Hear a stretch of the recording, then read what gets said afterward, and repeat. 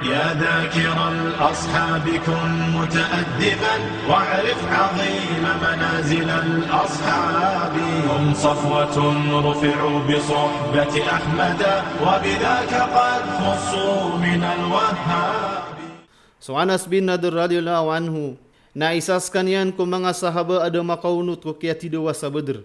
Tanto niyan utuwa minimbuku ang kutua denian kapakapedku pagana yagutan tu amia ko apuringana akia tidawa pantag ku Islam. Miasinganin yan na makakuaskan yan sa okay takatapalin yan ko kaya tidawa sa Badr. Demate akia pneyaw niyan. Naso kaya tidawa sa Uhud na miya talinguma ko miya katundu geragun. Miunut skanian ko mga sunder o agama. At tantos kanya na mabababaya. So mga Muslim na makatataban. Minsan pentanto sira na kadadauban. Na sabab ko kaya riba to sabad. Na ayap manatiyaban na so mga Muslim. So Nabi sallallahu alaihi wasallam na tiagun yan sa 50 pamamana at tumikay ko may tawalalan. Am matatagu ko orianiran ka ubasiran ka panguriani o kikukuda ko mga ridwiran. Ayapan duwang kira na disiran ro magawa taman sa da makau makira na sugunian. O gaid na so kiyay layran sa miya kataban so mga Muslim. Agus so mga ridway na miya lagu istiran. Na inawaan iran so titindagan iran sa paratiyaya iran sa miya pasad sukatidawa. Sa ayam masa nakatuban. So amirang kutwa jemaat na pianamaran niya na marnian siran sa taman sa pitero yang kiran supanduan Nabi sallallahu alaihi wasallam. Sa pitero yang kiran adi siran ro umawa ugaid na de masa pulu apdira na miarati yaun. Sa aya daw wairan na supanduan Nabi sallallahu alaihi wasallam na seibu to kumasa akatidawa.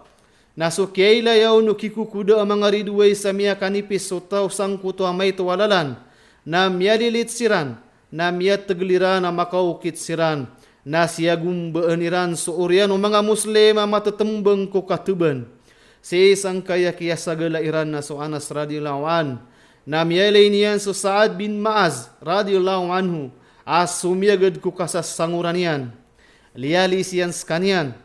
Hey Sa'ad, anda kasung, ibet ko Allah subhanahu wa ta'ala kap kebawakan so kamu to surga apapakapoon sa palawa Uhud.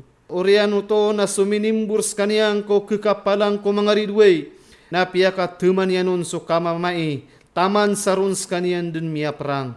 Se ko orianang ko to akia tidawa na subang kay niyan na miya to na tanto akia rakunan, agu miya setuped taman sa ayabu miya kakilalaon na subabay niyan. Ayabu mini to sianon na sopuro o mga kamrian. Di maminos sa 80 pali apuun sa pana agu pedang miya bilang nga matatagu kulawasyan. So mga tawag imrumasay salalan ko Allah subhanahu wa ta'ala ang mag-iiklas. Agu mananaguntaman napketa amiran so kapia o surga ko katatagwiram pen sa dunia. Sa lagi du Anas radhiyallahu an amiyabu niyan so kamu to surga.